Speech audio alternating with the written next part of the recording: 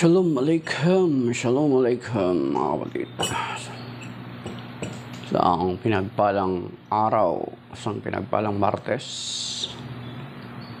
narito po tayo ngayon sa Preaching in the Wilderness series, kung saan binabasa natin at pinagdinilayan ang Ebanghelyo ng Panginoon na binabasa sa lahat ng mga Katolikong simbahan. Shalom sa ating lahat.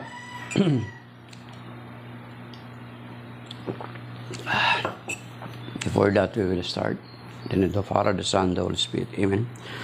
Our Father, who art in heaven, hallowed be thy name. Thy kingdom come, thy will done on earth as it is in heaven. Give us this day our daily bread. Forgive us our trespasses, as we forgive those who trespass against us. And lead us not into temptation, but deliver us from evil. Amen. Hail Mary, full of grace, the Lord is with you. Blessed are you among women, blessed is the fruit of thy womb, Jesus. Holy Mary, Mother of God, pray for us sinners, now and at the hour of our death. Amen. Glory be to the Father, and to the Son, and to the Holy Spirit, as it was in the beginning, is now, and ever shall be, world without end. Amen. We praise and we glorify your name, O God, for your goodness and mercy to us, for waking us, for giving us another opportunity, another privilege, another blessings, another life. We thank you. And this morning we entrust you this day, how you bless us the fast days, the fast week. We ask, O God, to bless us this day. Protect us this day, we pray. Give us strength, give us wisdom, give us boldness, give us your blessings, Lord, and your protections to each and every one of us, including all our loved ones and our possessions. Cover us with your most precious blood. As we read your word, speak to us in our hearts and our minds, and let your word penetrate in our very own self, and let your word be like a seed that will grow, and then it will have a fruits, and it will have an abundant harvest in our lives. And we are also craving your word in 2 Corinthians chapter 10, verse 4 to 5. For the weapon of our battle are not of flesh, but are enormously powerful, capable of destroying fortresses. We destroy arguments and every pretension raising itself against the knowledge of God, and take every thought captive in obedience to Christ. Yes, Lord. We ask you, in the name of the Lord Jesus Christ, with the Holy Spirit that reigns in you forever and ever. Amen. In the name of the Father, the Son, the Holy Spirit. Amen. Shalom mga kapatid. Okay.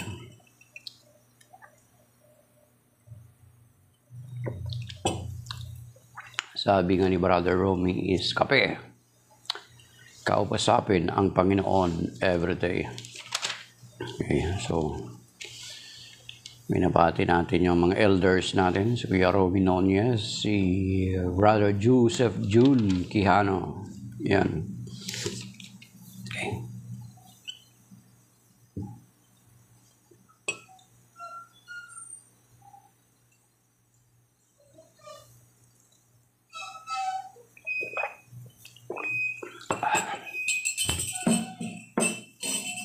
So, shalom mga kapatid.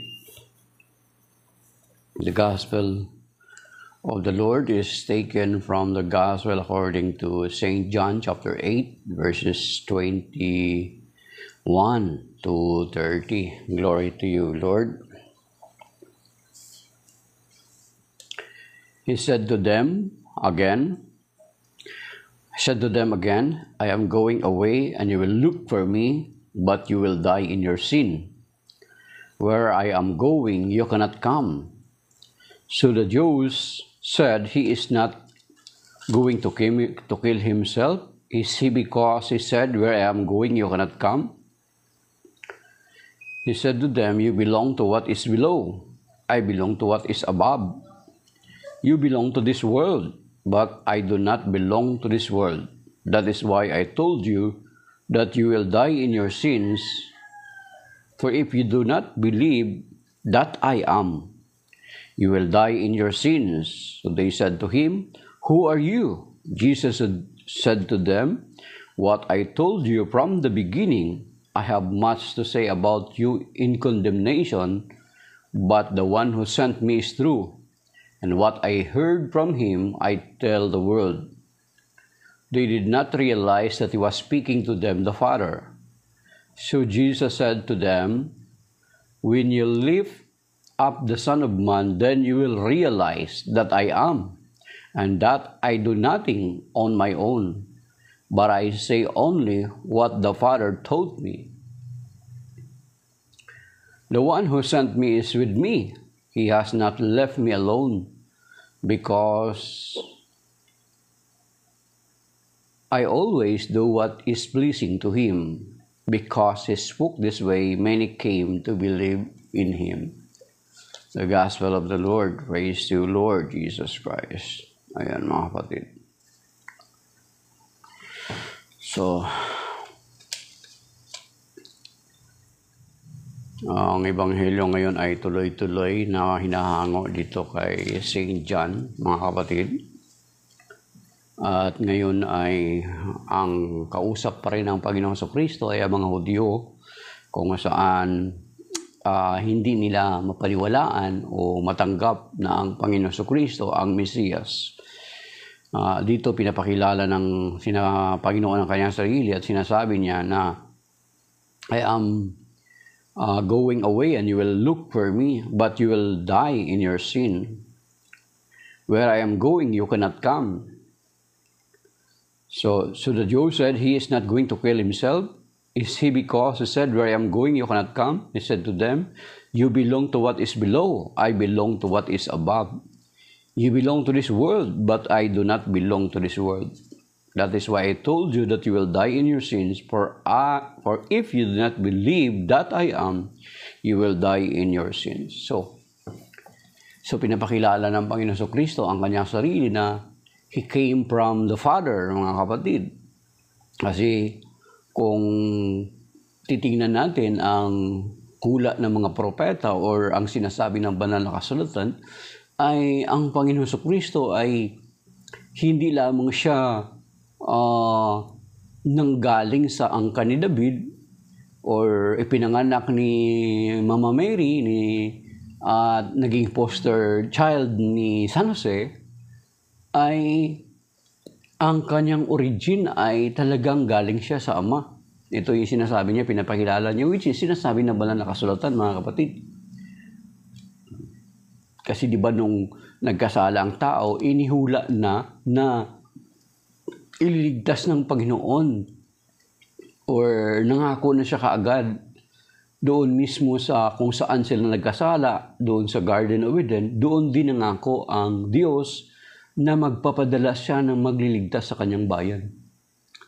Kasi nung nagkasala ang tao ay ang katumbas noon ay hindi lang basta sorry. Di ba? Nung nagkasala sila, pwede naman, "Lord, sorry na, matigas ulo namin, patawarin mo kami." Di ba? Sige, hindi ko na kayo palalayasin sa Garden of Eden. Okay, accept that your sorry is accepted. Pero prior pa man, sinabi ng Panginoon na huwag ninyong kainin yang bunga niyan, maliban sa lahat mga punong bunga kahoy, mamamatay kayo. Ang sinabi doon, once na kinain nyo yun, mamamatay kayo. Yan. Ngayon, nung kinain nila yun na namatay sila doon. So for them to live, para mabuhay sila uli, hindi sinabi ng Panginoon, pero kapag magbalik loob sa akin, taos puso ko yung magsisisi, patatawarin ko kayo. Pero hindi, di ba? Namatay sila, pinalaya sila sa Garden of Eden, represents God's presence. Pinalaya sila doon at namatay sila.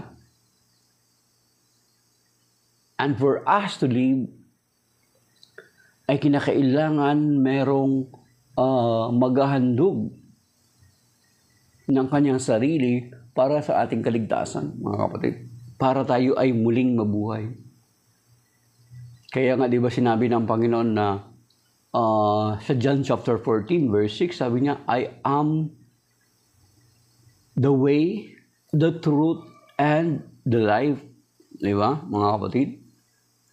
At sinabi niya pa doon sa John chapter 11 verse 25, I am the resurrection and the life. Diba? So ilang beses yung sinabi yun. So for us to live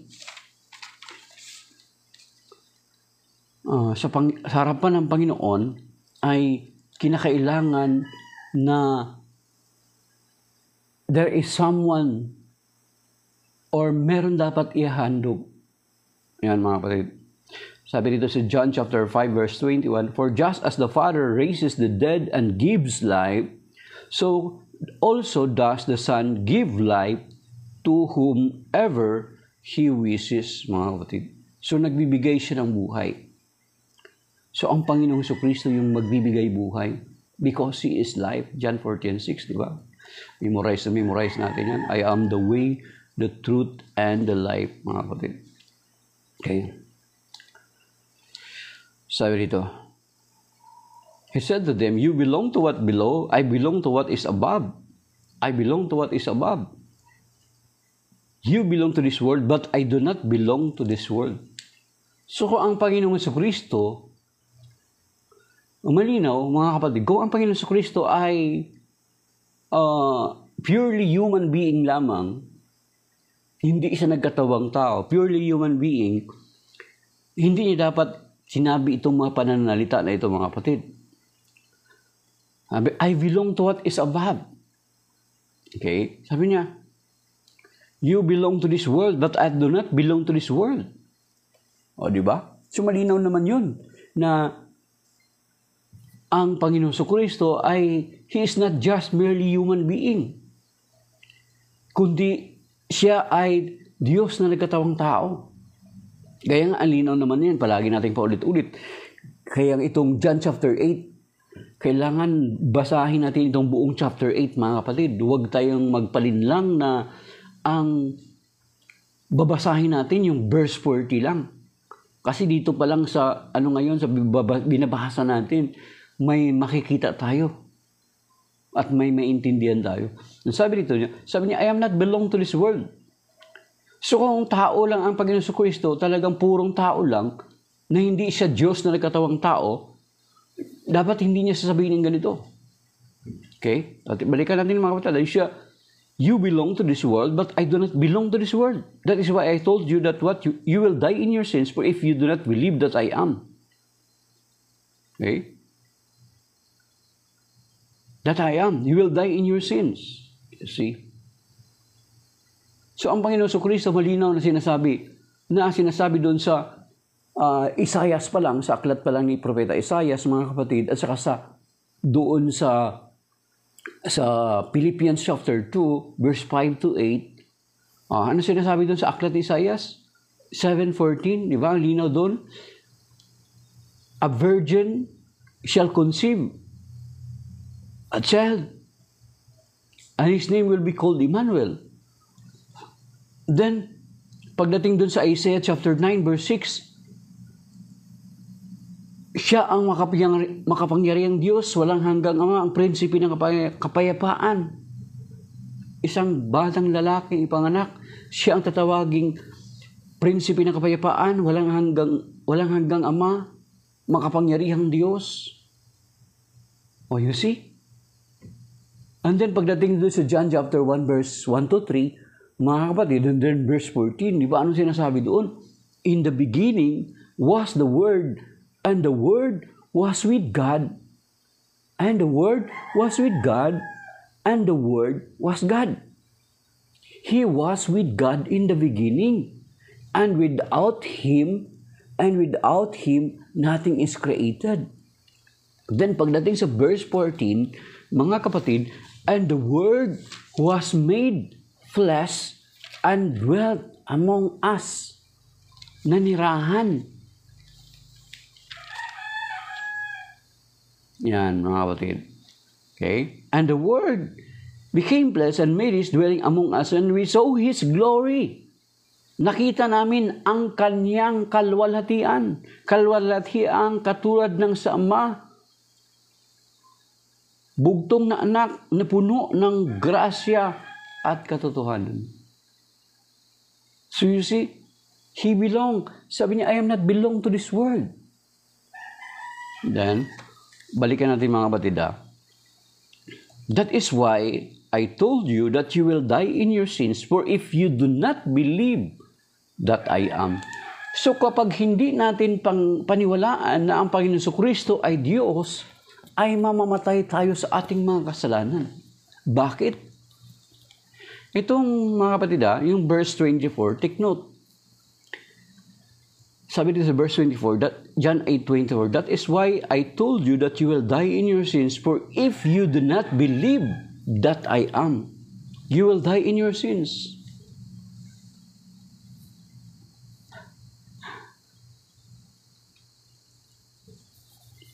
Itong verse na ito mga kapatid, kapag Hudyo ang nagbabasa or sa original na manuskrito or sa Greek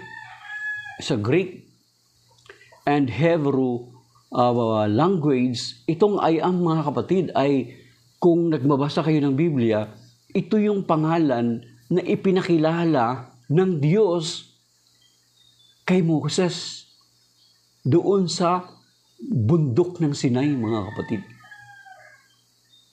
Itong I am na ito. Di ba? Verse 24, then inulit niya dito pagdating sa verse 28. So Jesus said to them, when you lift up the Son of Man, then you will realize that I am, and that I do nothing on my own, but I say only what the Father taught me.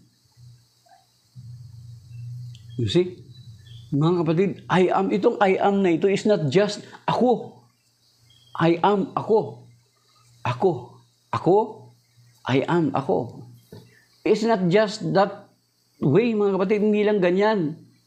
Bagkus, ito mga linya na ito ay inaangkin ng Panginoon Kristo. Kaya tingnan niyo yung Bible nyo. Binibigyan dito ng emphasis yung I am, puro capitalize.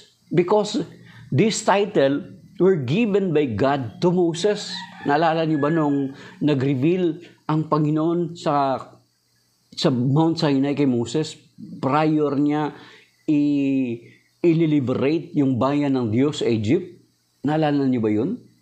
Sa Exodus chapter 3, verse 14 to 15. Di ba nagtanong si Moses para patunay, sabi niya, ano ang sasabihin ko sa mga tao?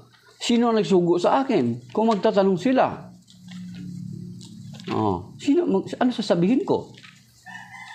Ano sabi dito sa Exodus chapter 3, verse 14 to 15, mga kapatid?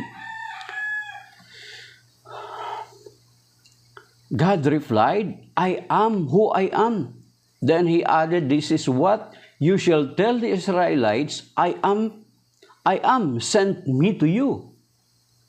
I am sent me to you. Yan. Verse 15, God spoke further to Moses, thus shall you say to the Israelites, the Lord, the God of your fathers, the God of Abraham, the God of Isaac, the God of Jacob has sent me to you. This is my name forever. This is my title for all generations.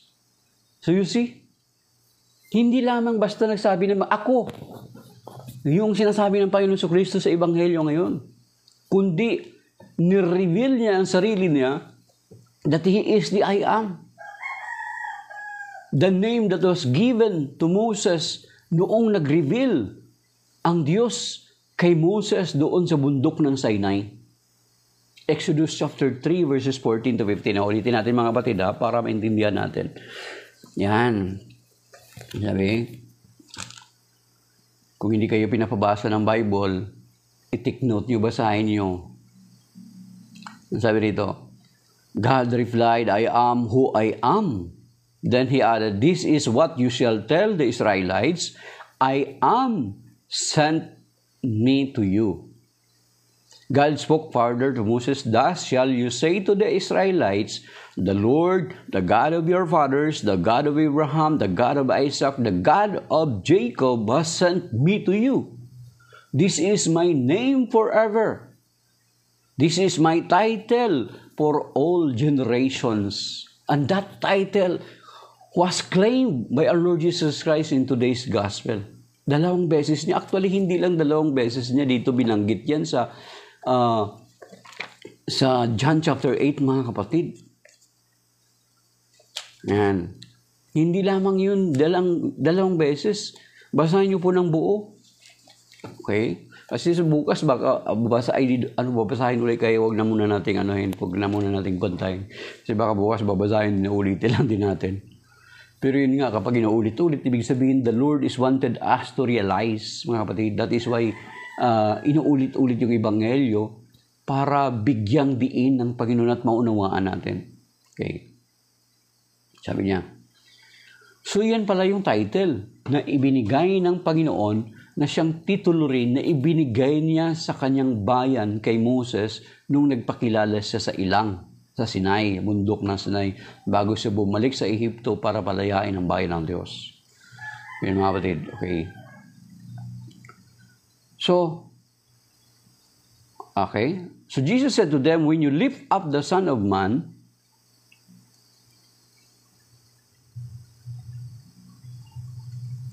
you will realize that I am, and that I do nothing on my own, but I say only what the Father taught me.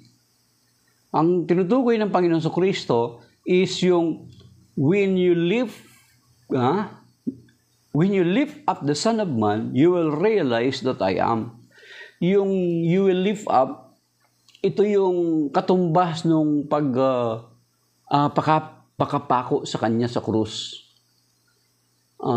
Kaya kung maalaala niyo, yung sa first reading ngayon, kung maalaala niyo si Moses nung kinakagat yung mga Israelita na mga makamandag na ahas sa ilang, ay nagmakaawa sila kay Moses. Kaya ang sinabi ng Panginoon kay Moses, sabi niya, gumawa ka ng ahas na tanso at ilagay mo sa tikin. Na ilagay mo sa tikin upang ang sino mang tumingin dito ay hindi mamamatay. And yung sinasabi doon sa Numbers 21 verse 4 to 9 mga kapatid, kung maalaala natin, ikalawang beses itong sinabi ng Panginoon itong part na ito. Bakit? Doon ang una niyong binanggit ay doon sa John chapter 3 verse 14 mga kapatid. Ito yung reference niya, ito yung cross-reference nitong John chapter 8 verse 28. Sabi dito sa John chapter 3 verse 14, sabi dito, and just as Moses lifted up the serpent in the desert, so must the Son of Man be lifted up. So yun, yung sinasabi ng Panginoon doon sa John chapter 8 verse 28. So Jesus said to them, when you lift up the Son of Man, then you will realize that I am, and that I do nothing on my own, but I say only what the Father taught me. Okay. So, di ba makikita natin yan sa pagdating ng Good Friday. Makikita natin, there is a realization. Ano sabi dito? When you lifted up the Son of Man, then you will realize that I am. Makikilala niyo, ako'y si ako nga. Yan. Sabagay, sa Good Friday pa yun mga kapatid, huwag na muna natin i-frame. So you see? So itong I am na title na ito mga kapatid, it is not just sa atin na ibig sabihin, ako. Basahin niyo. Kaya binibigyan dito sa Bible yung emphasis na I am, puro capital letter. Because this is the name given to Moses when he asked, if they will ask me, who are you? What shall I told them? Tell them that I am. Yan. Balikan niyo, basahin niyo mga kapatid ha. Exodus 3:14 to 15. Basahin niyo at intindihin. Yeah, so, Kuya Romy. Yan. Yan, kasama yan sa mga cross-references na ang Panginoon Kristo is not just merely human being. Yes, nagkatawang tao siya. Kaya nga, ang origin niya, sabi niya, I am not belong to this world. Yung sinasabi niya, he belong to the Father. Kaya binanggit na natin din kanina, Kuya Romy, yung John chapter 1, verse 1 to 3. Alam mo, kung titingnan natin yung mga discussion natin from how many days na, paulit-ulit siya. Because the Lord is wanted to give emphasis para maintindihan natin. Yun yung sinasabi dun sa Hebrew chapter 1 verse 3. Di ba? Anong nakalagay dun sa Hebrew chapter 1 verse 3? Sabi niya, ang anak ang maningning na sinag ng Diyos, sapagkat kung ano ang ama, gayon din ang anak. You see? Kung ano ang ama, gayon din ang anak. Inulit yan doon sa Colossians chapter 2 verse 9, di ba? Mga kapatid, ano sinasabi sa Colossians chapter 2 verse 9? Sapagkat ang buong kalikasan ng Diyos ay na kay Kristo kahit siya'y naging tao. You see? Basahin nyo, Colossians chapter 2 verse 9. Then doon sa Hebrew chapter 10 verse 5. So pagpapatunay na hindi talaga galing dito ang Panginoong sa Kristo sa lupa lamang. Hindi siya dito galing sa lupa. Doon siya ipinanganak. Ito sabi dito sa Hebrew chapter 10 verse 5, mga kapatid.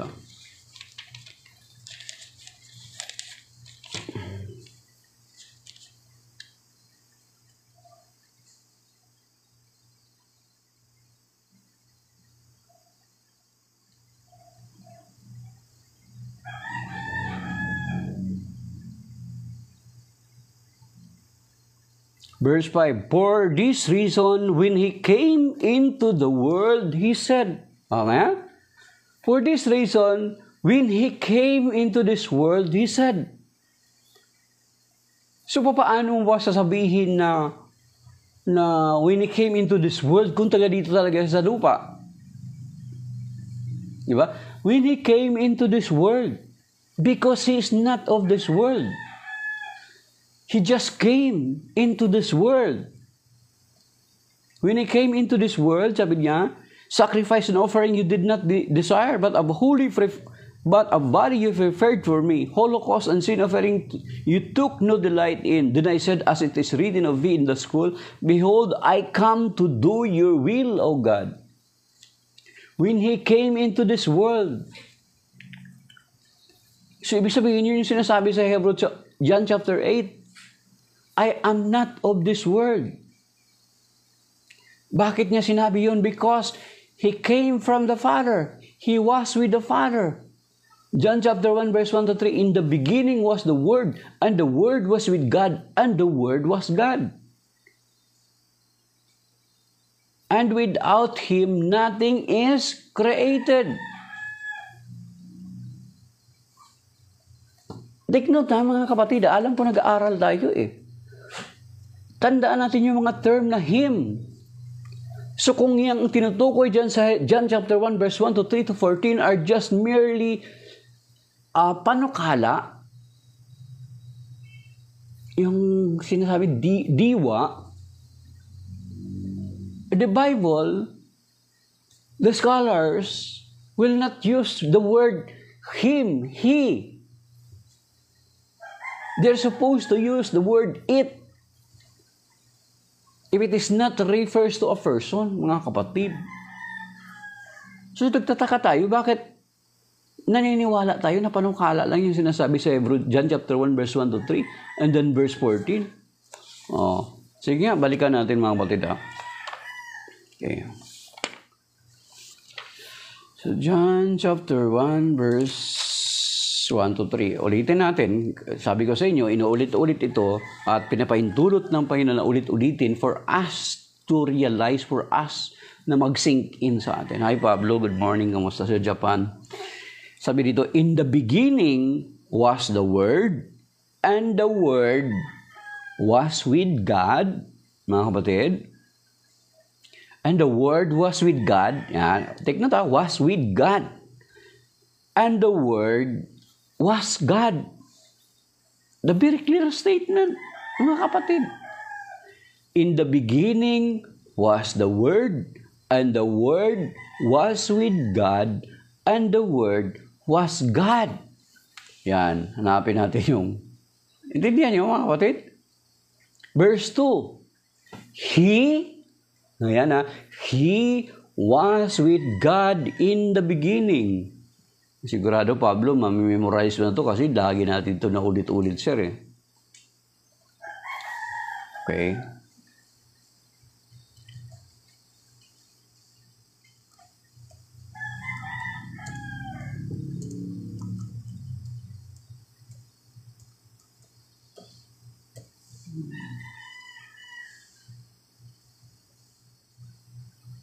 Okay.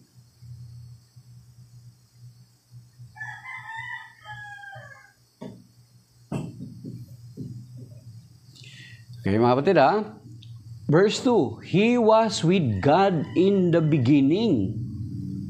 He was in the beginning with God. Kaya nga, sabi dito sa verse 1 pa lang, He was with God. In the beginning was the Word, and the Word was with God, and the Word was with God, and the Word was God. Tingnan mo yung pagkalagay dito ng emphasis ng scholars, mga nag-translate ng Bible, yung word is capital W, mga kapatid. So, why they translated it this way? Okay. Verse 2, He was in the beginning with God. He was with God in the beginning. All things came to be through Him. Sino yung Him na tinutukoy? Through the Word. And without Him, nothing came to be. What came to be through Him was life. Di ba? Okay. And this life was the light of the human race. The light shines in darkness, and the darkness has not overcome it. Verse 14. And the Word became flesh and made His dwelling, and made His dwelling among us. Di ba? And made His dwelling among us, and we saw His glory. Kung panukala lang yun, kung idea lang yun, makikita mo ang kanyang kalulatian. Ay goodness, mga kapatid. Tapos nakapag-aral ka, tapos itong John chapter 1, ay nabudol ka na ang pinag-uusapan dito, idea. Ano na lang yung sense ng pinag-aralan? Di ba? Ano yung sense ng pinag-aralan natin sa mga kung hindi natin naintindihan ito? Okay. Sa Revelation, mga kapatid, ang word, meron pa ditong parallel yun. Akala nyo, lang. Sa Revelation chapter... Okay. Sa Revelation chapter, tandaan nyo mga kapatid 19 verse 13, mga kapatid.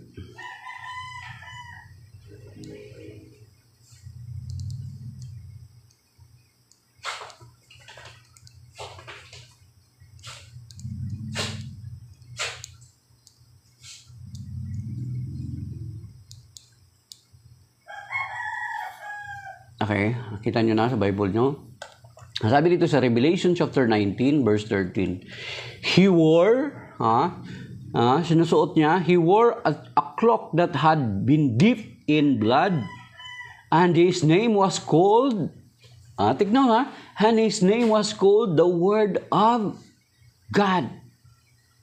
And His name was called the Word of God. So you see, and His name, and His name was called the Word of God, ang salita ng Diyos. You see, ang salita ng Diyos, balik ka naman doon para maintindihan naman itong Revelation 19:13. Sino itong salita ng Diyos? His name was called the Word of God. So therefore, you cannot deny that it was Jesus Christ. It was not an idea only. Hindi panukala. My goodness.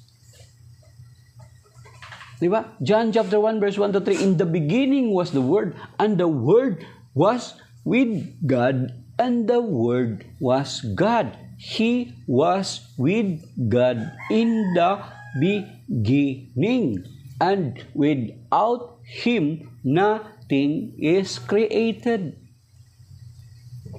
Wala raw nalikha kung hindi sa pamamagitan niya. Nothing is created without it. Hindi ganun eh. Nothing is created without Him. Mga kapatid. So, Revelation chapter 19 verse 13, confirm natin na ang word na yun ay hindi panukala. It refers to our Lord Jesus Christ. Kaya sinasabi sa Hebrew chapter 10 verse 5, nang manaog siya sa mundo. Nung sinabing manaog, ang parallel niya yung sa John chapter 1 verse 14, and the word became flesh and dwelt among us.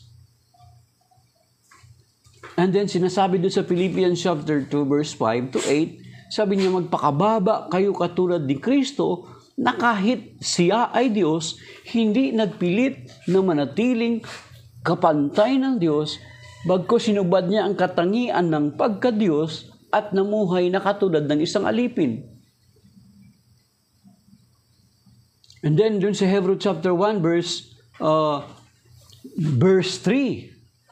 Hebrew chapter 1 verse 3, ang anak ang maningning na sinag, sapagkat kung ano ang Diyos, ay gayon din sapagkat kung ano ang Diyos, gayon din ang anak.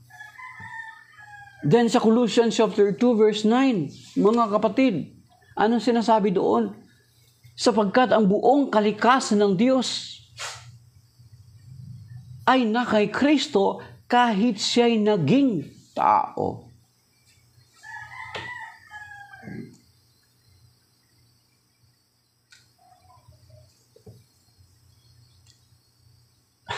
Hindi mo naintindihan. Jubel, hindi mo naintindihan. Does it mean Christ created the Father? He was with God in the beginning and without Him, nothing is created. O paano i-create ng Ama na Kristo ang Ama? He was with God in the beginning and without Him, nothing is created. Okay. So mga kapatid, di ba? Sa Colossians chapter 2 verse 9, ano sinasabi sa Colossians chapter 2 verse 9? Sapagkat ang buong kalikasan ng Diyos ay na kay Kristo kahit siya'y naging tao. Kaya pagdating sa Hebrew chapter 1 verse 3, verse 1 verse 3 mga kapatid, sabi niya, kung ang anak ang maningasilig ng Diyos, sapagkat kung ano ang ama, gayon din ang anak. Then, pagdating sa verse 8, kaya nga pagdating sa verse 8, o di ba? Ano sabi dito? But of the Son, ang Ama ang nagsasalita rito, your throne, O God, stands forever and ever, and a righteous scepter is the scepter of your kingdom. Yun mga kapatid. Okay? Then, sa Colossians chapter 2 verse 9, ang buong kalikasan ng Diyos ay na kay Kristo. Parallel niya yung Hebrew chapter 1 verse 3. Yan. Kaso lang, mayroong mga tao na nagsasabi na ang kalagayan daw ng Panginoon Kristo ay mas mababa kaysa sa anghel. Take note puntahan natin mga kapatid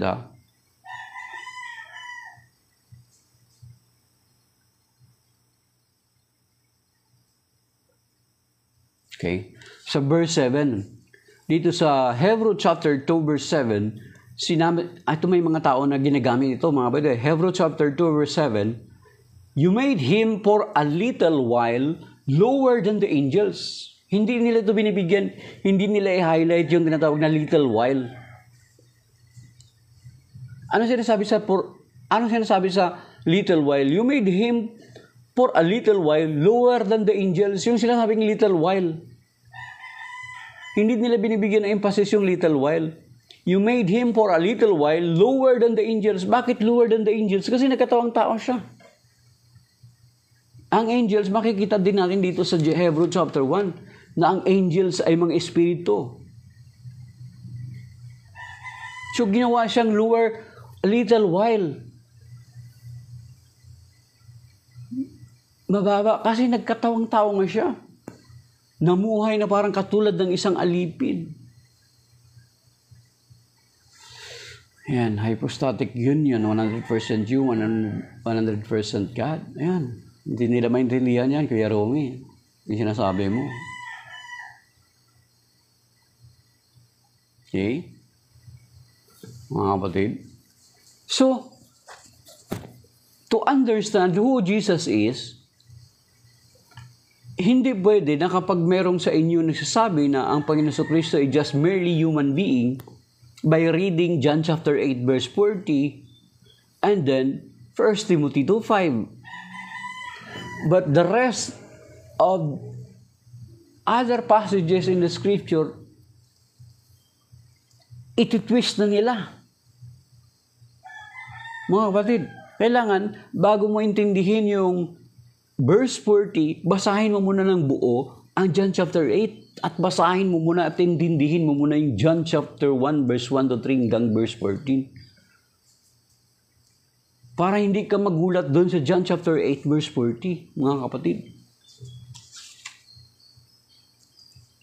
Yung aklat ni Juan, yung Ebanghelyo ayon kay San Juan, hindi mo pwede pag-ispa-ispadahin, paglaban-labanin. Hindi mo pwede paglaban-labanin yun. Kaya dapat maintindihan mo, doon pa lang sa prologue ni St. John, dineclare na doon, Jesus is God. From the beginning. So, hindi mo pwede paglaban-labanin, hindi mo gamitin yung verse 40 against kay St. John. John chapter 8 verse 40, hindi mo pwede gamitin yun laban sa kanya. Yan. Nakapatid. So, yun lalo na ngayon, papalapit na ngayon yung Holy Week.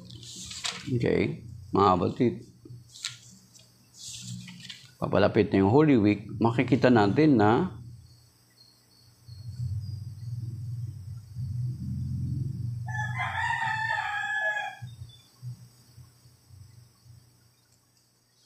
okay, mga kapatid. So, yun yung sinasabi ng Panginoon. Hindi natin pwede na yung mga other passages sa kay St. John, gamitin natin laban kay St. John. Kailangan i-reconcile natin bakit dito sinabi yung ganito. And then dito sinabi yung ganito. Hindi tayo magugulat doon yung verse 40. Bakit dito sa verse 40, sinabi ni John, bakit niyo akong papatayin taong nagsasaysay ng katotohanan? Yun yung ginagamit ng mga antikristo. Yun yung ginagamit nila to show na ang Panginoon Kristo daw tao. Basahin mo muna yung John chapter 1 verse 1 to 14. Tayo ng mga Katoliko, hindi tayo nagugulat doon pag binasa yung John chapter 8 verse 40, mga kapatid. Kasi sa matter of fact, that is our profession of faith. Nagkatawang tao siya. Then Hebrew chapter 10 verse 5, nang manaog siya sa mundo. Di ba? Then Hebrew 1 verse 3, ang anak ang maningning na sinag, sapagkat kung ano ang Diyos, gayon din ang Ama. Kung ano ang Diyos, gayon din ang anak. Then sa Colossians chapter 2 verse 9, sapagkat ang buong kalikasan ng Diyos ay na kay Kristo kahit siya'y naging tao. Nature. Kalikasan. Ano yung nature na yun? Ang kalikasan ng pagka-Diyos, mga kapatid. Kaya nga, pagdating dito sa kaya hindi mo pwede gamitin din yung 1 Timothy 2:5. Take note, mga kapatid, ang 1 Timothy, ang sulat kay Timoteo ay sulat ni San Pablo. Hindi mo pwede gamitin yung 1 Timothy 2:5 laban sa sinulat ni San Pablo sa Philippians chapter 2 verse 5 to 8. Mga kapatid. Yan. Okay. Ano sinasabi dito sa Titus chapter 2 verse 13, mga kapatid? Kung lagi kayo nag-ate ng mas, saan ito ninyo naririnig, mga kapatid? Titus chapter 2 verse 13. Kuya Romy, saan mo narinig ito kung nag-ate ka lagi ng misa? Yung Titus chapter 2 verse 13.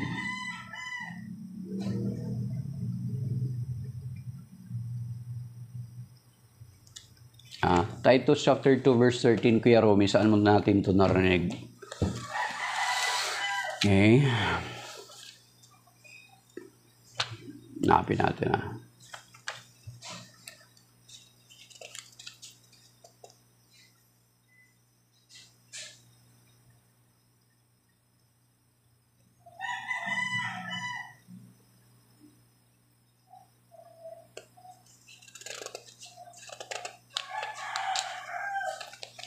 Okay. Yung Titus chapter 2 verse 13. Ano sinasabi diyon? Samantalang ating hinihintay. Okay? Okay. As we await the blessed hope, the appearance of the glory of the great God and of our Savior, Jesus Christ. Samantalang ating hinihintay ang malulahating ang dakilang araw ng ating dakilang Diyos sa tagapagligtas na si Jesucristo. You see? So, hindi mo pwede gamitin yung 1 Timothy 2:5. Of course, pag binensyon sa atin yun, tayo ng mga Katoliko, kung talaga nag-aaral ka ng Biblia, nagkapagbasa ka ng Biblia, hindi nagugulat tayo doon pag sinabi yung 1 Timothy 2:5 at saka yung John chapter 8 verse 40. Kasi alam natin kung sino yung writer ng Timothy, si Saint Paul. Ang sinulat ni Saint Paul sa Philippians chapter 2 verse 5 to 8. Kaya hindi mo siya pwede gamitin din yan laban kay Saint Paul. Or else lalabas na palalabasin mo na inconsistent sa Saint Paul. No, it's not. Kasi linaw naman doon sinasabi sa Philippians chapter 2 verse 5. Magpakababa kayo katulad ni Kristo na kahit siya ay Diyos, hindi nagpilit na manatiling kapantay ng Diyos bagkus hinubad niya ang katangian ng pagkadiyos at namuhay na katulad ng isang alipin. So you see? So hindi nakakagulat yun pag sinabi yung ganun. Pag binasa mo yung 1 Timothy 2:5 at saka yung John chapter 8 verse 40. Pero kung yung verse 40 lang ng John chapter 8, yung uulit-ulitin mo babasahin, but you are not reading the entire John chapter 8, talagang mapapaniwala ka doon sa verse 40. Pero kung binabasa mo yun ng buo at intindihin kung ano yung sinasabi ng Panginoong Jesucristo, mamamatay kayo sa inyong kasalanan kung hindi ninyo kilalanin na ako'y si ako nga. Doon pa lang. Pag hindi mo inaral yan, pag hindi mo nabasa yan, kung bakit sinabi ng Panginoong Jesucristo yun, hindi mo alam yung background doon, kasama ka sa sinasabihin ng Panginoong Jesucristo na kapag hindi mo siya paniwalaan na siya nga, mamamatay kayo sa inyong kasalanan. Bakit? Kasi kung ang pagkilala mo sa Panginoong Jesucristo ay tao lang, He is just merely a purely human being, yung ginawa niya sa iyo sa krus, Acts 20:28 at saka Mark chapter 10 verse 45, yung dugo niya walang saysay. Kaya nga, ang linaw ng ito sinasabi mga kapatid, ulitin natin John chapter 8. Kaya take note, mga kapatid Okay, ulitin natin. Kaya naniniwala ako, inulit-ulit ito ng Panginoon. Kasi para ma-realize natin gaano ka-importante ito. Okay, sabi rito verse 28. John chapter 8 verse 28. So Jesus said to them, when you lift up the Son of Man, you will realize that I am. Pero dito sa verse 24, that is why I told you that you will die in your sins. For if you do not believe that I am, you will die in your sins. So you see, kung hindi natin paniniwalaan ang Panginoong Jesucristo na siya nga, ibig sabihin, He is telling us that He is God. It is the name revealed to Moses in Exodus chapter 3 verse 14 to 15. Kung ang hindi natin siya paniniwalaan na that He is the I am, sabi niya mamamatay tayo sa ating mga kasalanan. Bakit?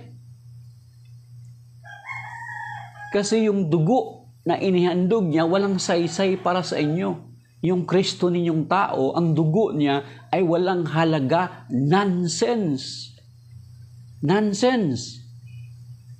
Yung dugo niya walang halaga. Wala yun. Panis yung Acts 20:28. At saka yung Acts 20:28 at saka Mark chapter 10 verse 45. Kasi ang dugo ng isang tao ay hindi makatutubos ng kasalanan ng kanyang kapwa-tao. That is why, sinasabi doon sa prophecy pa lang, doon, grabe ang linaw mga kapatid. Baka hindi nyo pa na-discover. Ako, nakita ko doon sa 1 Samuel chapter 2 verse 25. Basahin nyo sa 1 Samuel chapter 2 verse 25. Ano sinasabi doon? Kung magkasala ang tao sa kanyang kapwa, maaring mamamagitan sa kanila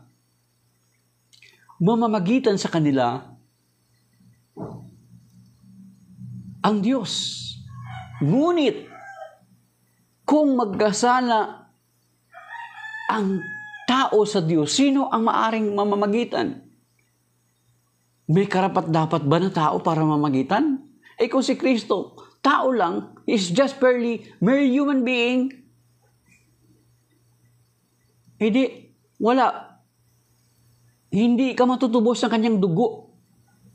Kung tao lang si Kristo, ganun, hindi ako maniniwala sa kanya. Walang saysay yung dugo niya. Walang saysay yung... kung kapwa lang natin siya, papaano niya tayo matutubos? Kaya nga sinasabi doon sa Hebrew chapter 10 verse 5, nang pumanaog siya sa daigdig ay sinabi niya, narito ako upang tupdin ang loob mo. You see? Kaya nga mga kapatid, sinasabi dito sa John chapter 8 verse 24, ang linaw Kapag hindi tayo naniniwala sa ang Panginoon Kristo ay siya nga, I am, the title revealed to Moses in Exodus chapter 3 verse 14 to 15, then you will die in your sins. Kahit umanib ka pa sa isang sekta o sa isang reliyong ipinangalan sa Kanya. Hindi ka maliligtas ng Kristong tao. At kung Kristong tao magliligtas sa akin, no way. Maintindihan ako ni Lord, hindi ko siya sampalatayanan. I'm sorry. Kasi kung tao lang siya, walang saysay yung kanyang dugo. Hindi siya makukwalify doon sa sinasabi sa 1 Samuel chapter 2 verse 25. Kung magkasala ang tao sa kanyang kapwa, maaring mamamagitan sa kanilang Diyos para mapagayos yung tao na yun. Pero, sabi niya, ngunit, kung ang tao ay magkasala sa Diyos, sino ang mamamagitan? Sino? Tao din mamamagitan sa Diyos? Para ipag-reconcile? Wow! No. Hindi pwede. Hindi siya makukwalify, mga kapatid. Walang saysay. Mamamagitan ka sa akin? Sa Diyos? Pareho lang tayo tao? You're not qualified. And your blood is nonsense kung tao ka lang. That is why nagkatawang tao ang Panginoong Kristo. In the beginning was the Word, and the Word was with God, and the Word was God. He was with God in the beginning. And without Him, nothing is created. And the Word was made flesh and dwelt among us. And we saw His glory. The glory as of that, the Father's only Son. Mga kapatid. Alinaw, ulitin natin. John chapter 8 verse 24. That is why I told you that you will die in your sins. For if you do not believe that I am, you will die in your sins. So, sinasabi lamang ng Panginoong Kristo na kapag hindi mo paniwalaan na siya ay Diyos, mamamatay ka sa iyong kasalanan. Bakit? Yung dugo ng Kristong tao na inyalay niya sa iyo, walang saysay. So therefore, mamamatay ka nga sa iyong kasalanan. Kasi ang purpose ng dugo ng kordero is para tayo matubos. Mga kapatid.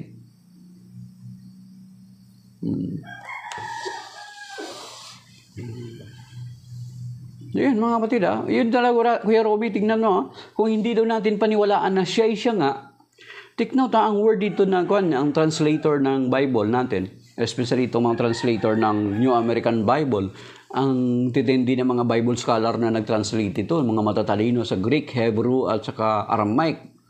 And they are well-versed in grammar ng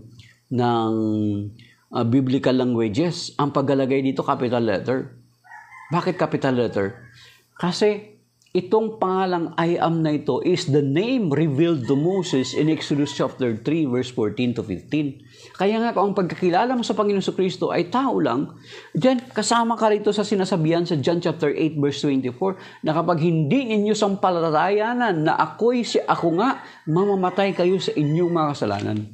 Bakit mamatay sa inyong kasalanan? Kasi paano matutubos ng Kristong tao? Walang sa-isa yung Acts 20:28 na yan. Yung verse na pinag-aagawan ng ENC at saka ng MCGI. At walang sa-isa yung sinasabi dito sa Matthew chapter 10 verse 45 or Mark chapter 10 verse 45. Hindi makatutubos yung dugo ng isang tao sa atin. Kasi siya subject for redemption also. Kasi kasama siya sa mga nagkasala.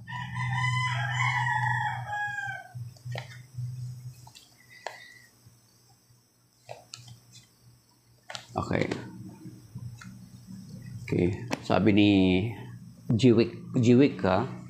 24:39. Okay. So, hindi mo maintindihan yung Jiwik, dapat i-reconcile mo to sa Hindi mo maintindihan. Okay. Luke 24:39, di ba, nung nagpakita ang Panginoon Kristo sa mga apostol? Sabi niya, then said to them, why are you troubled? Others, look at my hands, my feet, that it is I myself, touch me. Because the ghost does not have flesh and bones as you can see I have. Bakit nagkaroon silang flesh? Hindi mo na basa Jiwik yung John chapter 1 verse 1 to 3 and then verse 14?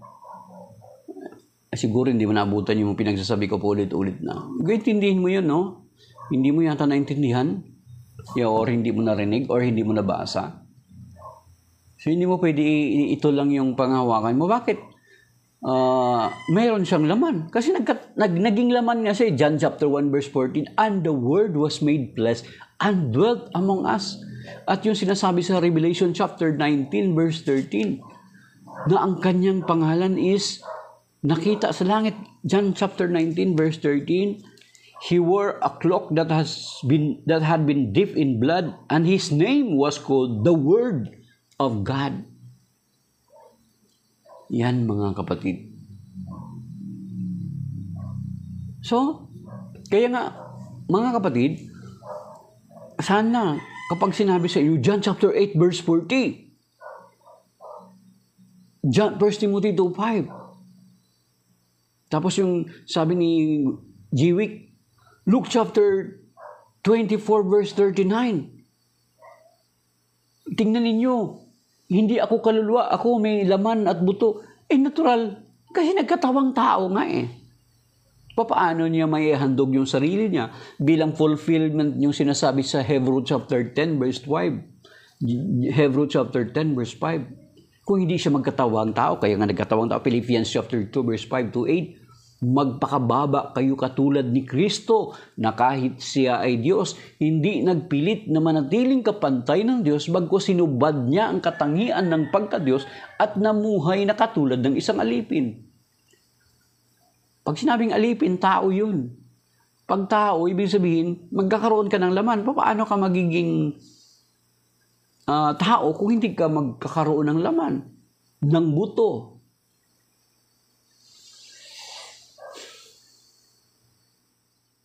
Yan, mga kapatid, kaya mag-ingat po tayo. Kapag binasahan kayo ng Bible, John chapter 8 verse 40 lang, dapat sabihin nyo, ano po bang context? Dapat matuto kayo magtanong, ano po bang context niyan? Pag sinabing context, ano yung context? Hindi, madididere, sabihin mo. Sabi nila po kasi, kapag hindi ka marunong, sabi po nila kasi, Sabi po nila kasi malalaman daw ang context kapag bubabasahin mo ng buo. Ayan, sabihin yung ganun. Kasi ang sabi nila, malalaman daw yung context ng passage na yan kapag babasahin ng buo.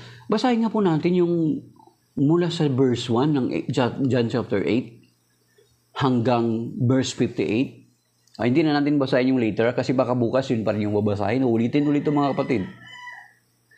Sa Ebanghelyo ngayon na binasa natin, dalawang sinabi ng Panginoon Kristo na I am. At remember, uulitin natin that this title I am is the title, the name revealed to Moses in Mount Sinai in Exodus chapter 3 verse 14 to 15. At uulitin natin ulit. Kaya nga, magiging makahulugan yung paghahandog ng Panginoon Kristo na siya ngayong ating gugunitain ngayong Semana Santa.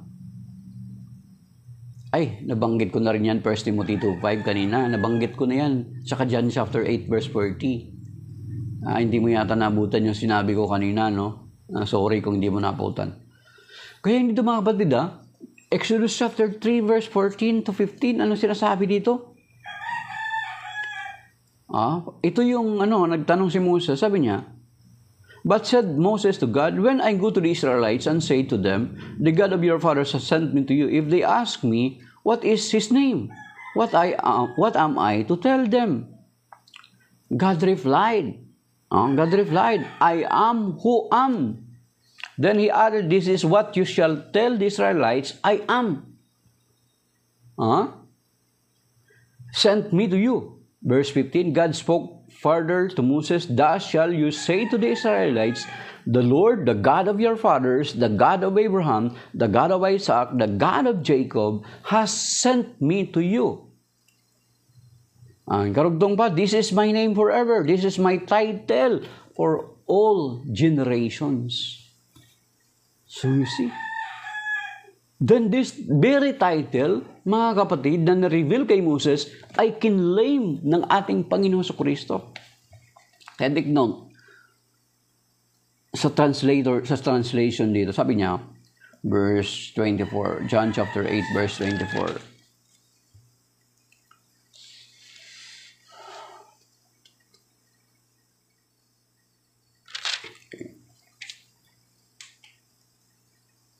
Hindi ko na ulitin yan na G-Week, nabanggit ko na yan kanina. Ilang beses, hindi ko yata napakinggan.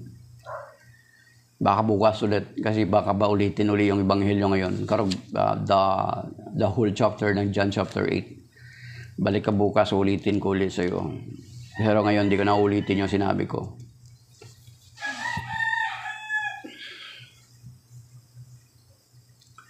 Isa lang ang Diyos. Isa lang ang Diyos, G-Week. Sa amin, isa lang Diyos. Sa inyo ba tatlo? Sa amin, isa lang. Hindi namin siya ginagamitan ng ng multiplication, ng addition. Kung sakali mang gamitan namin siya ng mathematical formula, ang gagamitin namin multiplication. 1 times 1 times 1 times 1 equals 1. Hindi po tatlo ang Diyos, isa. Okay. Sabi dito sa John, yung Exodus 3:13 to 15, mga kapatid, that is why, ito yung sinasabi ng Panginoon Kristo dito, kiniklaim niya, that is why I told you that you will die in your sins if you do not believe that I am. You will die in your sins. So, mamamatay kayo sa inyong kasalanan kung hindi ninyo paniniwalaan na ang Panginoon Kristo ay Diyos. Ay sinasabi ang I am kasi ang pangalan ng Diyos na in-reveal niya kay Moses. Sabi niya, you will die in your sins if you will not believe that I am. Okay. Ba't may tatlong persona pa kayo? Ayun, sinabi ng Panginoon sabi niya, Matthew 28:19, humayo kayo sa buong sanlibutan at bautismuhan ninyo sila sa ngalan ng Ama, ng Anak at ng Espiritu Santo.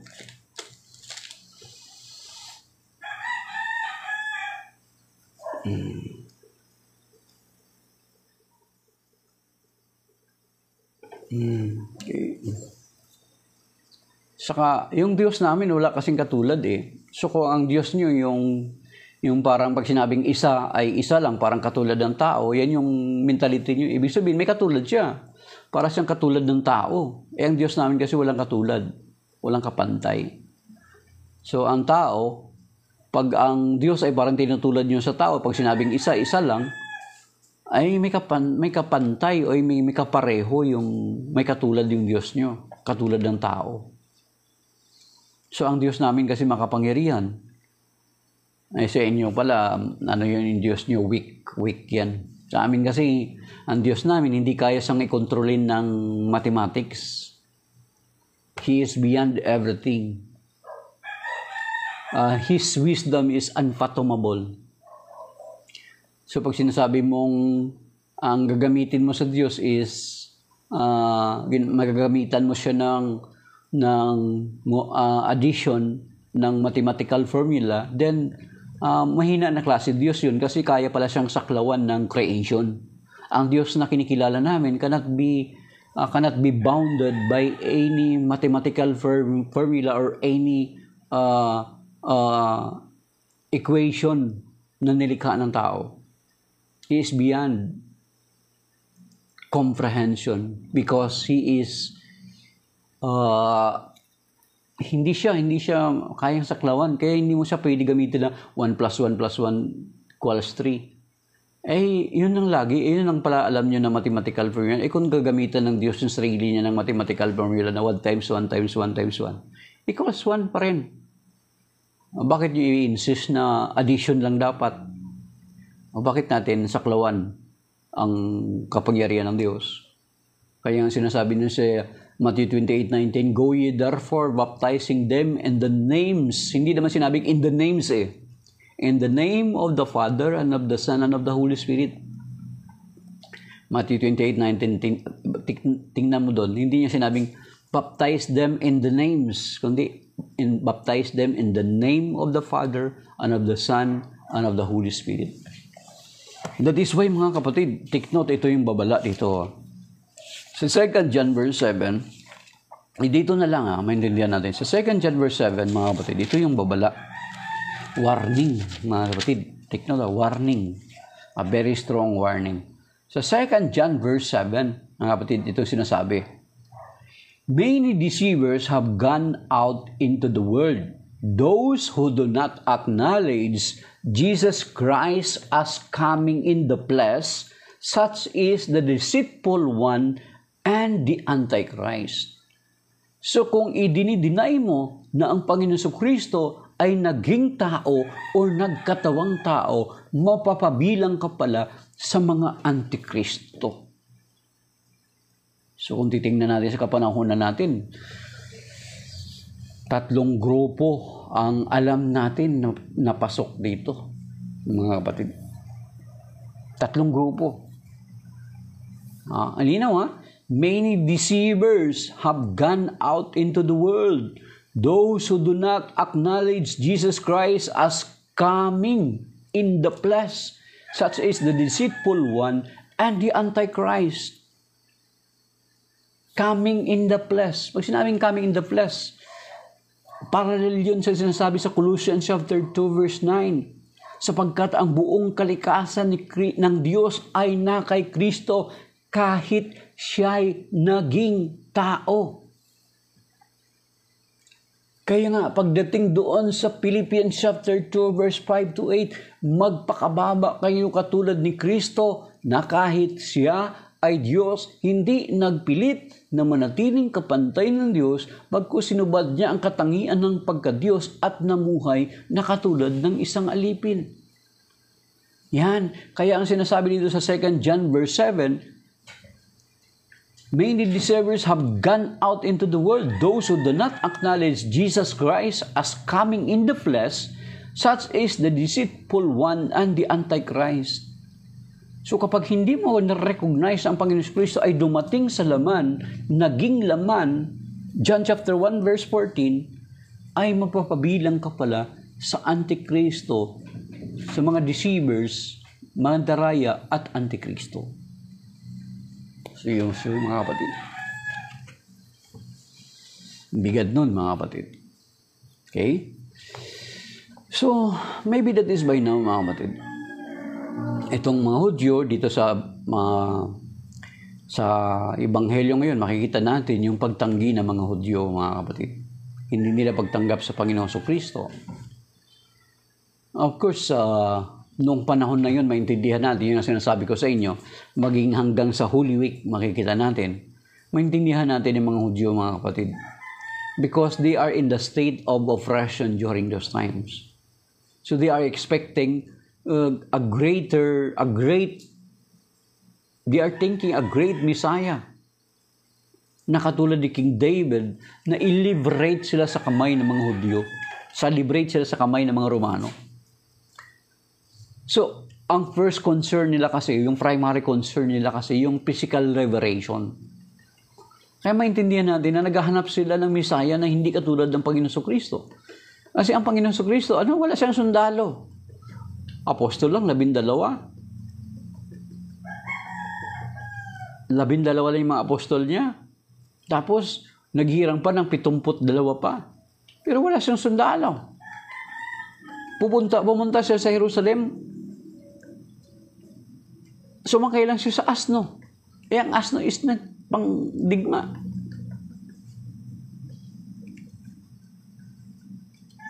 Buhay Katutong TV. Bro, may tanong sana ako. Sige, kung alam ko, sagutin ko. Pero kung hindi, baka next time. Buhay Katutong TV.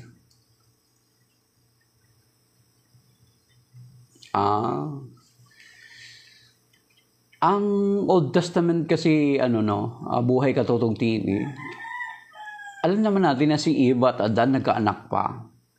Yung detail ng pagkakwento ng Genesis, hindi na yung very little detail, every little detail ay nasulat. Alam naman natin na si Eva at Adan nagkaanak pa sila. So, alam naman natin noon, panahon na yun ay ilang taon sila bago namatay. So, nagkaanak sila. Yung mga naging anak ni Eva at Adan, yun yung kanilang naging asawa. Hindi lang, ang pagsaysay kasi sa Old Testament, na yung lahat ng mga detail, every little details ay binanggit. Ganun. So, hindi masyadong problema yun. Hindi problema yun. Kasi nung panahon na yun, alam naman natin na ang tao na bubuhay. So, they produce many children pa. Dan sila nagka-asawa-asawa din. Kahit yung mga anak ni Lot, di ba? Ang sabi ko nga, di ba, hindi lahat ng details nakasulat dun sa Old Testament. Hindi lahat nakasulat yung detail doon. Pero remember na si Eva at Adan ay ang mga tao noon ay nabubuhay ng tagilag 100 of years.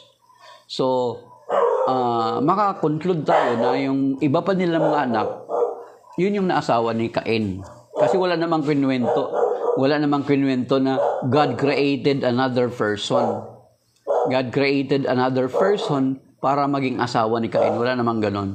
So therefore, kahit hindi mo sabihin nakalagay yung detail na ganon, makikita natin na yung napangasawa ni Cain is yung mga anak pa rin ni Eva at Adan. Kasi nag-exist na sila noon ng panahon na yun, di ba? How many hundred of years? So, kung pag-isipan natin, yun yung nangyari.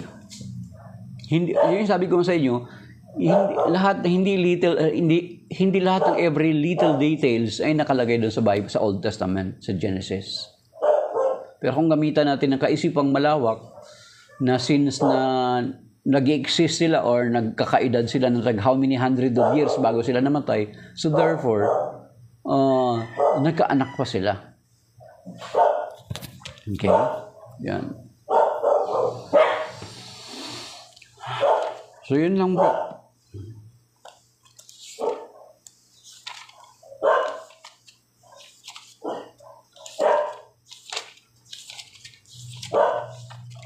At saka, ito sa mga kapatid natin, mga Katoliko, sa mga Katoliko, address ko sa Katoliko. Kasi si Jewick kasi, sigurado hindi naman ito Katoliko eh. Jewick, ano po pala yung, ano pala yung pananampalataya? Anong sekta ka? Iglesia ka ba? O Jehovah's Witnesses?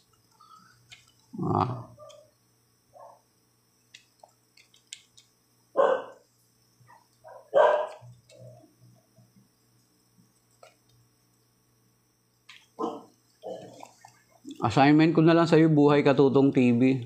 Basahin mo na lang bro, balikan mo na lang uli. Pag may time ka, balikan mo na lang uli yung Genesis.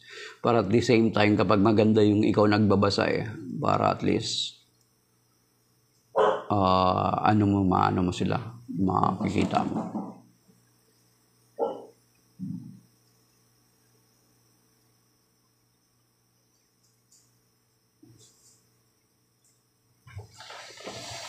Okay. So, yun na lang. Jewick, anong sekta ka ba? Balikan mo bro, para at least ma-explore mo rin mismo yung Genesis.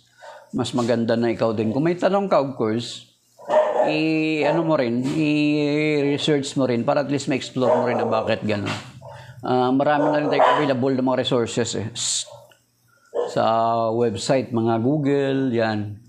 Para kung sakaling hindi mo alam, magtanong ka ng matapat naman doon sa tingin mo na tao na may alam. Ako, hindi naman ako Bible scholar, yung limited lang din yung kaalaman natin. Kung sakaling ako naman ay hindi ko naman alam nagtatanong din naman ako din sa mga matatalino din. So, yun lang, mga kapatid. So, Kuya Romy, si Brother June, bakit parang 2 araw na po natin hindi na sila nakakasama? Okay. Yan. So, wala si Brother Romy, Brother June. Brother June, si Brother June, wala. Dito si Mr. Faith, si Vance. Si Vance, lagi ito dito lagi. Olivia Baloran, Juan Dimple, Jonathan, Nathan, Toma, Nicanor Castro, Jobs 24, Will Boy, stop! Arlene Alarin, Carmini Beauty Product, Single for Life, Young Blood, 8527, User 15635, Alberto Malano, Noel Gianne, Paulo si Patata. Yun yung mga nag-tap ng screen at saka yung 768 likes. So maraming salamat sa inyo, mga kapatid.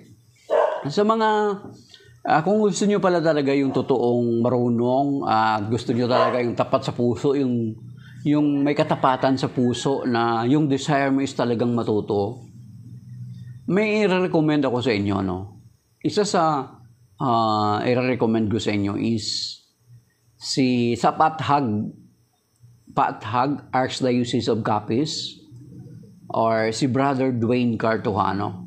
Kasi si Brother Dwayne Cartuhano, like ko lang sa mga kapatid. Pero apologist siya na recognize ng Diocese ng Capiz. Si Bishop Advincula ang nagtalaga sa kanya. Siya po'y marunong talaga magbasa ng Hebrew, Aramaic, Greek, at saka magaling po siya sa grammar ng biblical languages, mga kapatid. So, yan yung siguro i-recommend ko sa inyo. And then, kung may tanong pa kayo is, lalo kung tapat talaga yung hangarin nyo para matuto. Pwede rin ninyong i-search sa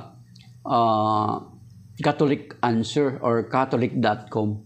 Sa Catholic Answer kasi ang mga host dyan ay mga dating mga protestante din, mga converts, mga kapatid. Or dito sa atin sa Pilipinas, isa sa magaling is si Brother San Pablo Alima. Ang channel niya sa YouTube is Catholic Crusade. Isa siya dating ministro ng Jehovah's Witnesses for 15 years. Ayan, talagang how many times niya nabasa yung Biblia, may higit 10 yata or more. So, kung may tanong kayo na matapat sa puso niyo talaga, yung gusto niyo talagang matuto, doon nire-recommend ko sa inyo yung mga taong yon. Kasi yun naman ay wala namang, ang mga tao na yun ay wala namang mga sweldo yun, mga volunteer lang yun. So, hindi yun sila wala silang dapat pagtakpan, mga kapatid.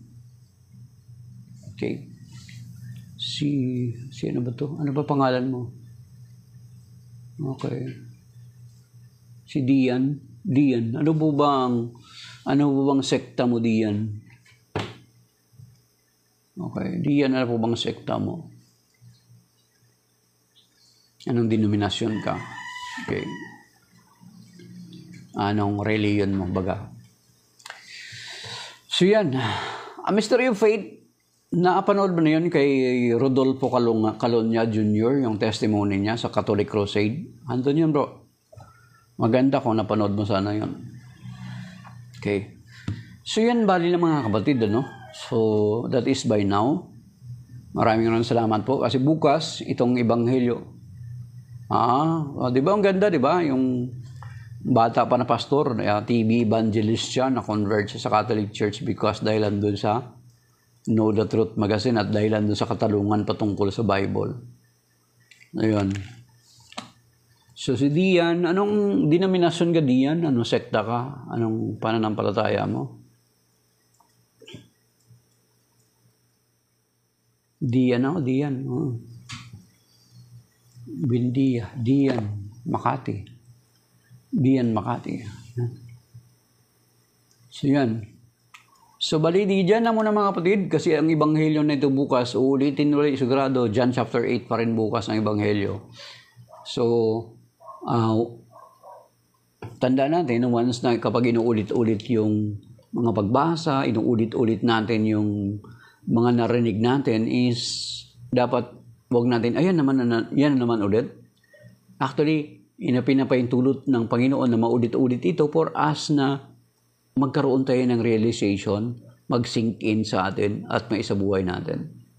At the same time, maganda rin yung ulit-ulit, at least sa mga nagtuturo ng mga sa mga training, ang kapag inuulit-ulit ay malaking possibility na mamimemorize. Okay, yun mga kapatid. May malaking possibility na memorize. Dumaan si Roma 12, 16, 17, 18, 19. Kamusta na Roma 12, 17, 18, 19? Nakita na ba kayo ni Brother Jared Almasora? So siya, nagbalik na siya, plus yung isang dating member na isang taon din na naging MCGI ay bumalik na siya sa Catholic Church. Si Roma 12, 17, 18, 19, kaya kailan babalik? So, lastly mga kapatid, paalala ko sa mga Katoliko, kapwa natin Katoliko, kung may katanungan kayo, pwede niyo naman ipasa sa amin yung katanungan niyo. Kung sakaling hindi namin alam, ihanapan natin ng makasasagot properly dun sa mga tanong nyo. Pero kung sa tingin namin, kaya namin sagutin yung mga tanong nyo, sasagutin namin. Pero hindi kami magmamalaki na sagutin namin lahat kung ano yung tanong nyo. Sapagkat hindi naman kami mga Bible scholars. Marami tayong mga kapwa Katoliko na magagaling pagdating sa Biblia. So, kung yung tanong nyo sakaling hindi namin alam, baka next time ay masasagot namin. Pero kung Katoliko ka, dapat unahin mo munang maghanap ka ng tanong sa Catholic Church. Huwag ka muna doon maghanap sa labas ng kasagutan. Dapat kung Katoliko ka, magtanong ka sa kapwa mong Katoliko. Huwag ka muna po magtanong sa labas. Kasi kapag magtanong ka sa labas, may bahid na yan ng pagiging bias. Kasi unang-una, sasabihin nila yung kontra na kaagad sa Catholic Church. Unlike na kung magtanong ka sa Katoliko, of course, ang sasabihin niya, yung sa side natin. Then, kapag magtanong ka man sa iba, mapagtimbang-timbang mo. Ganun yung totoong pagsusuri, mga kapatid. Ang pagtotoong pagsusuri ay nagbabasa ka ng Bible, at kapag nagbabasa ka ng Bible, dapat ay intindihin mo siya in its entirety. Hindi ka pwede na itong verse na ito lang yung panghahawakan mo, and the rest of other verses, i-disregard mo. No. Kailangan ang prefer is you need to reconcile all these verses. Bakit ganito dito sa part na ito at bakit dito sa iba sa part na ito ay iba? Ganun mga kapatid. Hindi ka dapat kaagad mag-jump into conclusion. Kailangan basahin mo pa bakit dito sa part nito sinabi yung ganito. Yung dito sa part nito ay ganitong sinasabi. Okay, tulad dito si Kuya Romy because the Bible is Catholic. But si Kuya Romy, sabi niya, nagkwentuhan kami ito, nakausap kami ng personal. Ano kaya nangyari kay Brother John, Kuya Romy? Nakausap kami ni Kuya Romy nung panahon na yon na itong si Kuya Romy Nunez pala, itong nagko-comment sa atin. Nag-usap kami ng personal. Noon pala ay hanga sa kay Ginoong Ile Soriano. At muntik na siyang mapaanib kay Ginoong Ile Soriano. Kasi di ba, ang TV ni Soriano, one click lang, makakapanood ka na. Mabuti na lang, itong si Kuya Romy Nunez, itong kasama natin ngayon, Mystery of Faith, napanood niya yung programa napakinggan niya yung programa ni Marco Evangelista, ni Brother Marco Evangelista at ni Tatang Larry Malyari nung panahon na buhay pa si Tatang Larry Malyari na dating iglesia. Handog. Nung napakinggan niya yun yung nag-prevent sa kanya na mapunta kay Ile Soriano. Kasi si Brother Marco Evangelista, yan, pwede nyo i-search sa Facebook, Catholic apologist po yan mga kapatid. At may libro po siya. Ang ganda po ng libro niya. Sana makakuha tayo nun. Ako gusto rin sana makabili nun. Pero I will try my best to have that book also. So yan mga kapatid. That is by now. Shalom. Maraming salamat sa nakasama natin. Yung mga nag-tap ng screen at hindi ba nag-tap ng screen, yung nag-like 774 or yung hindi man nag-tap ng screen yet, kino-consider nilang pakinggan tayo. At yung hindi man nag-tap ng screen, okay lang, basta andyan pinakinggan nila tayo at yung mga nakiisa sa atin. So, nawa pagpalain tayo ng Panginoon sa araw na ito. Ingatan nawa niya tayo, iligtas tayo sa lahat ng mga sakuna. Iligtas tayo sa mga bibigat na karamdaman, sa bibigat ng mga pagsubok. Iligtas tayo sa mga disgrasya. Iligtas tayo ng Panginoon sa road rage. Iligtas tayo ng Panginoon, bigyan niya tayo ng kababaang loob, kainahunan, ang bunga ng Espiritu Santo na binabanggit sa Galatians chapter 5 verse 22. Bigyan niya tayo ng kinahunan, pag-ibig, kagalakan, kapayapaan, pagpipigil sa sarili. Yan. Pagkakaroon ng pasyensya, yan, sana taglayin natin ang bunga ng Espiritu Santo sa araw na ito at matutunan nating magparaya at matutunan nating magpakumbaba. So, shalom, that is by now. May God bless us and keep us safe and sound sa araw nito. At panalangin ko na nawa patuloy na pagalingin ng Panginoon si Brother Dominic Navarro. I-comfort sila sa kanilang kalalagayan. Ganon din po si asawa ni Brother Calix, na kapatid nating asawa ng dating kapatid nating dating pastor for 37 years. At ang kanyang sambayan, ang kanyang pangailangan. At ganoon din po, Panginoon, hinilin namin na pagpalain mo muna ipuin ng mga nakikita namin mga homeless na nakatira sa mga gilid ng lansangan, Panginoon. Kahawagan mo sila pagpalain. At in-entrust namin sa iyo, maging mga bagay beyond our control, save us from those things, O God. We pray to keep us safe and sound and cover us with your most precious blood. Send out your holy angels, our guardian angels, to guide and protect and defend us always. In Jesus' name, amen. And in the Father, the Son, the Holy Spirit, amen. So maraming salamat. God bless din po sa lahat ng mga nagbagong nag-follow. Yan, si Connie Collado. Yung mga nag-comment, okay.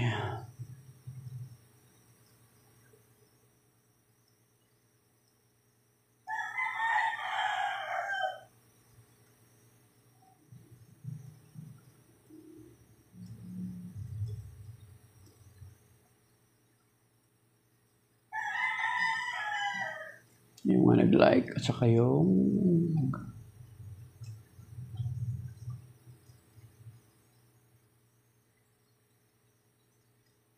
okay. So shalom, signing off my dear brothers and sisters. God bless.